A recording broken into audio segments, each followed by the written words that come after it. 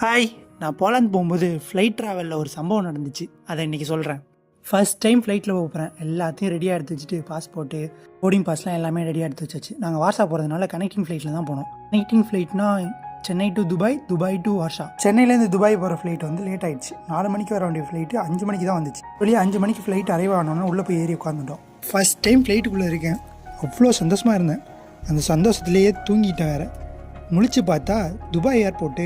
ஐயோ, அடுத்த ஃப்ளைட்டுக்கு டைம் ஆகிடுச்சின்னு அவசர அவசரமாக கீழே இறங்கி ஓடுனா அங்கே போய் பார்த்தா ஃப்ளைட்டு கிளம்பிடுச்சுப்பா அப்படின்ட்டாங்க. எனக்கு வேறு ஃபஸ்ட் டைமாக நான் வேறு செம்மையாக பயந்துட்டேன். எமிரேட்ஸ் ஆஃபீஸ்லேயே போய் கேட்டோம், எங்களுக்கு வேறு ஃப்ளைட் அரேஞ்ச் பண்ணி தர முடியுமான்னு.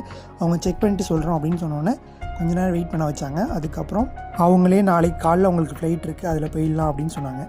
நாளைக்கு காலையில் அது வரைக்கும் நம்ம என்ன பண்ணுறதுன்னு தெரியாமல் முழிச்சிட்டு இருக்கும்போது தான் அவங்களே அப்புறம் சொன்னாங்க, உங்களுக்கு ஹோட்டல் சாப்பாடு எல்லாமே நாங்கள் அரேஞ்ச் பண்ணி தருவோம், கவலைப்படாதீங்க நாங்கள்.